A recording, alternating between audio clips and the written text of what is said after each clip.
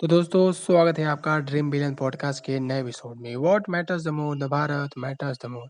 तो दोस्तों renewable energy, जिसे अब क्लीन ग्रीन एनर्जी भी कहा जा रहा है, पूरी दुनिया रिन्यूएबल एनर्जी की तरफ शिफ्ट करना चाहती है। यूरोप 2030 तक 43% ऑफ एनर्जी डिमांड को रिन्यूएबल एनर्जी से पूरा करना चाहता है। वहीं India 500 megawatt of installed capacity of green energy का टारगेट 2030 तक अचीव करना चाहता है।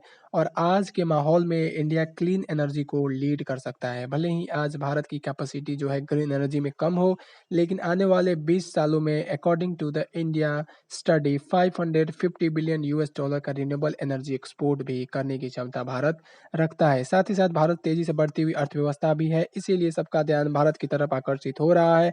ग्रीन एनर्जी में कंपनीज खुद को डोमिनेंट प्लेयर बनाना चाहती हैं, चाहे वो हमारी खुद की कंपनीज हो या फिर फॉरेन कंपनीज हो। फॉरेन कंपनीज भी भारत में ग्रीन एनर्जी के फील्ड में काम करना चाहती हैं। Recently renewable energy player Avaada group ने $233 मिलियन का फंड रेज किया global power synergy public company limited से, जो थाईलैंड की पीटीटी ग्रुप की सब्सिडरी फॉर्म है। जिस कंपनी से अवाडा ने ये फंड रेज किया है, ये कंपनी 42.93% की हिस्सेदारी कंपनी में पहले से ही रखती है।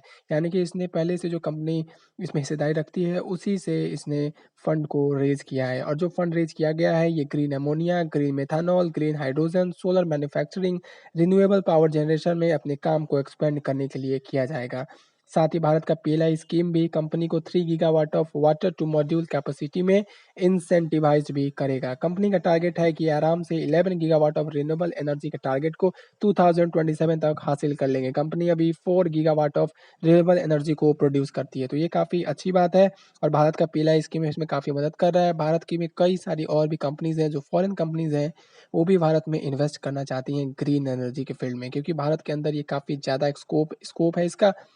आज इसमें यूएस और चाइना, ये दोनों काफ़ी आगे निकल चुके हैं भारत से, लेकिन ऐसा नहीं है कि भारत इनसे काफ़ी पीछे है। अभी मुझे मुकेश अंबानी जी की एक बात हमेशा याद आती है। उन्होंने एक बार किसी इंटरव्यू में कहा था कि रिलायंस कंपनी को 15 साल लगे थे $1 बिलियन की कंपनी बनने के लिए। 15 साल लगे थे, और उसके बाद 25 सालों के अंदर ही अंदर जो कंपनी है वो $10 बिलियन की कंपनी बन गई। और 35 सालों के भीतर भीतर कंपनी जो है $100 बिलियन की कंपनी बन गई। यानी कि कितनी तेजी से ग्रोथ हुआ है, आप खुद देख लीजिए। स्टार्टिंग का ग्रोथ भले ही कम हो, लेकिन मिड ग्रोथ और जो लास्ट उन्होंने ग्रोथ लिया, ये काफ़ी ज़्यादा है। और आज रिलायंस कंपनी जो है वो एक बहुत बड़ी कंपनी है। तो दोस्तों उसी तरीके से भारत भले ही 2030 तक 500 मेगावाट की इलेक्ट्रिसिटी कैपेसिटी को हासिल करेगा, जो भले ही कम ना हो और ज़्यादा भी नहीं है, लेकिन आने वाले समय में ये काफ़ी ज़्यादा हो सकता है और भारत इसमें लीड करने की भूमिका में भी आ सकता है। भारत का जो क्लाइमेट है, ट्रॉपिकल क्लाइमेट है, 300 days solar energy Bharat generate कर सकता है, क्योंकि सनलाइट जो है 300 डेज भारत में पड़ती है, 365 दिन के भीतर। तो ये काफ़ी अच्छी बात है, भारत ग्रोथ ले रहा है। और ग्रीन एनर्जी ही नहीं, मेथनॉल, फ्लेक्स इंजन, और उसके साथ ही साथ अभी रिसेंटली लॉन्च हुआ एथेनॉल ब्लेंडिंग ऑयल भी लॉन्च हुआ है।